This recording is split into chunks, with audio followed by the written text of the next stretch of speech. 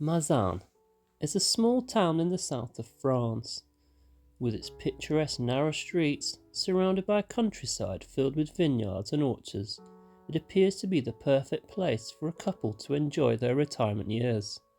For Françoise, however, who had been married to her husband, Dominique, for more than 50 years, she was about to realise that the beautiful place in which she called home was the scene for a horrific and monstrous crime, a crime committed against her.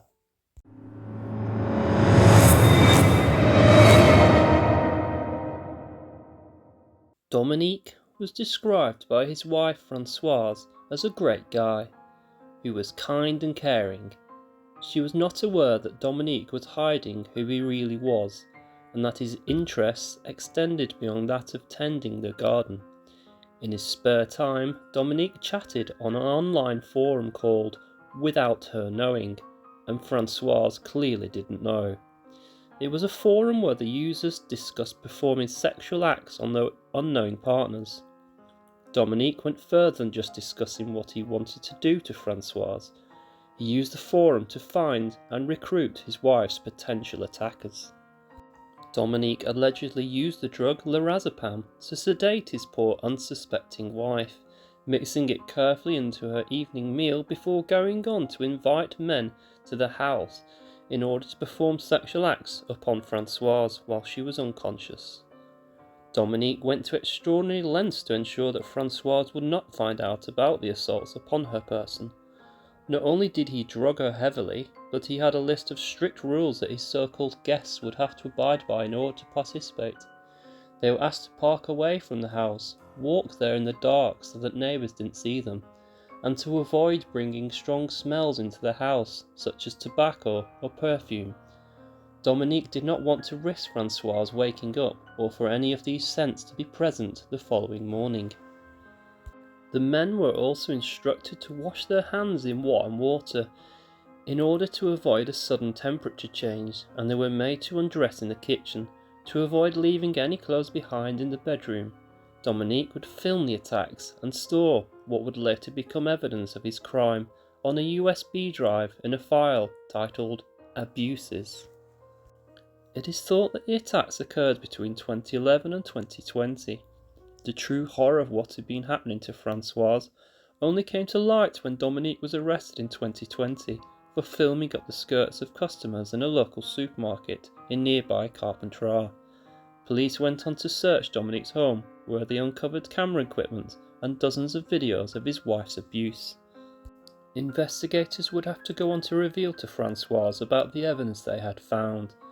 When she learnt of the attacks, she began to break down and became suicidal. She said, "I was his thing." Piecing together her past, the tapes explained her flashbacks, and the drugging explained her constant fatigue and forgetfulness. She told the police how at times she had woken in the night, feeling as though she had been raped, but she has always assumed this to be a dream. Medical examinations of Françoise revealed that she had been infected with 4 sexually transmitted infections, due to the fact that Dominique would always urge his wife's attackers not to wear condoms. Investigators identified 92 cases of rape of Françoise by 83 perpetrators, but they only have identified 51 of these men so far. Of the 51 men identified that have been charged, they range in age from 26 to 73, and include a local fireman, a counsellor, a prison guard, a nurse, and a journalist. Louis-Alain Lemaire, a lawyer for some of the suspects, has claimed that some of the men believed the wife was simulating being unconscious as part of a sex game, but detectives argue that the suspects must have known that Françoise was drugged because Dominique had briefed the men thoroughly with instructions before each episode of abuse. Dominique had also never used violence or threats to ensure that the attacks took place, and each individual was free to stop these acts and leave at any time. Some of the attackers, however, attended the house multiple times, which was revealed on Dominique's recordings. The same recordings in which Dominique repeatedly calls his wife a slut, but he would later insist to investigators that he meant it affectionately. This affection also spread to other members of his family, as prosecutors revealed evidence that shows how the couple's oldest daughter was also filmed unconscious in her underwear, and there have been alleged abuses against other family members. It was described how Dominique filmed his daughter-in-law in the bathroom using a hidden camera, and how his grandchildren have alleged that he played inappropriate games with them and bought them toys for undressing.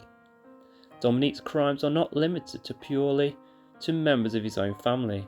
Since his arrest for his crimes against his wife, he has also been charged with the rape and murder of a 23-year-old estate agent in Paris in 1991. Sophie Nahm was discovered in a flat having been drugged, raped, strangled and stabbed in the chest.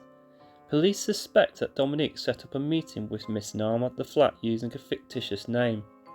A colleague of Sophie Nahm's recalled meeting a man who used the name Dubost and who fitted Dominique's description. Another female estate agent, aged 19, was attacked under similar circumstances at a flat in Paris in 1999, but she managed to escape by fighting back. Dominique was in the real estate agent industry throughout the 1990s, and a police e-fit was put together from witness statements, said to bear a strong resemblance to the man who was a suspect for both attacks. Dominique initially denied any involvement in both of the Paris cases, but when blood was found on the carpet of the second attack was proved to be a match to his DNA, in 2022 he later admitted to the rape but denied the murder of Miss Nahm. Dominique faces 20 years in prison and is unlikely to be released again, as he is already in his 70s. He shows little remorse for what the terrible acts he has committed. He told investigators that he loves his wife, that she was his first love, indeed the only love of his life. Françoise has been left to pick up the piece of her life, battling with depression due to the attacks she has suffered. She has since filed for divorce.